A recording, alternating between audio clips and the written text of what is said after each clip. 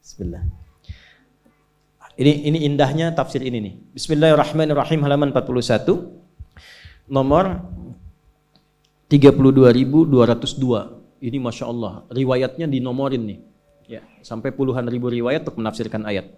Qala al-muallif rahimahullahu ta'ala haddatsana Ibnu Abdul A'la qala haddatsana Ibnu Thawr an Ma'mar an Qatadah mithlahu wa qawluhu yauma tarjuf rajifah. Adapun yang dimaksud dengan firman Allah yauma tarjuf rajifah, yaqulu ta'ala dzikruhu yauma tarjuful ardu wal jibalu, Al-Muzammil ayat 14. Ini yang saya maksud tafsir Quran bil Quran. Jadi kalau Bapak Ibu temukan ayat ke-6 di An-Nazi'at, itu bukan berdiri sendiri. Masih ingat rumusnya, rumus tafsir? Masih ingat? 500 ribu? 1 juta? Serius? 5 juta? 10 juta? Betul. Waktu habis. Habis.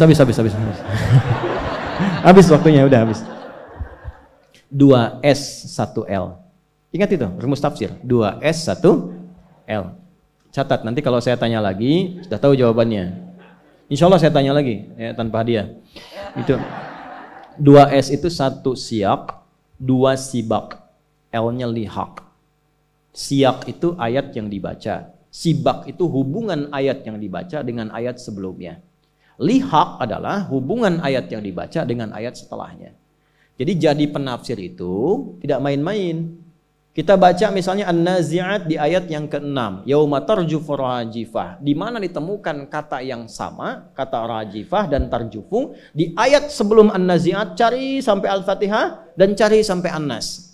Cari ke belakang disebut dengan sibak, cari ke depan disebut dengan lihaq. Ayatnya disebut dengan siyak. Itulah menafsirkan Al-Quran begitu. 6.236 ayat dicari ke semua korelasinya. Itu adalah tafsir ayat dengan ayat. Jelas? Nah, tafsir ayat ini juga bisa diketahui dengan penjelasan di Al-Muzammil ayat yang ke-14. Ya. Yauma tarjuful ardu wal jibal.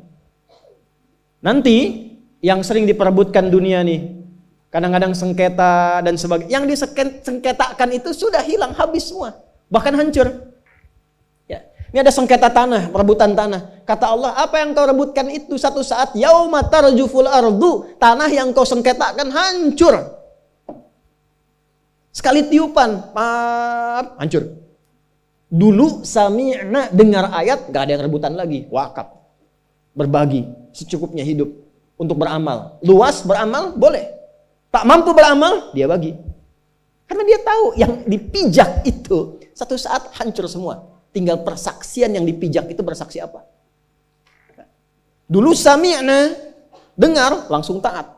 Sekarang, yauma tarjufu, begitu kemudian, maaf ya, ditiupkan sasakala. Sekarang pembuktian, sekarang, kekinian, NASA kan sudah menemukan semacam trompet yang pernah saya gambarkan dulu kan. Semacam trompet sasakala itu. Dan kita kan ada di ruang itu. Begitu suara keluar dari sifat yang seperti trompet itu, boom, hancur semua.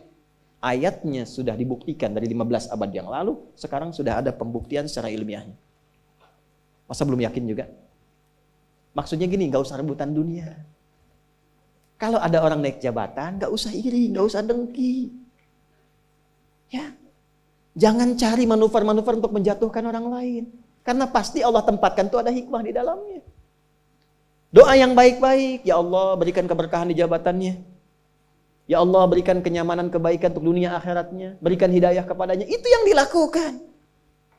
Ya Allah nggak pantas dia ada di situ, jatuhkan dia besok ya Allah. Doa apa?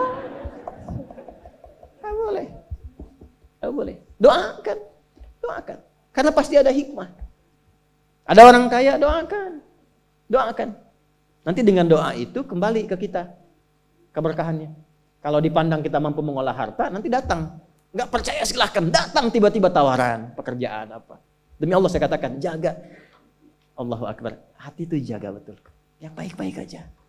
Nanti lebih tenang hidupnya begitu. Lebih tenang. Yang bahaya itu yang nggak tenang, kaya nggak tenang, itu semua dikerjakan. Maksiat dikerjakan, minum dikerjakan, narkoba dilakukan.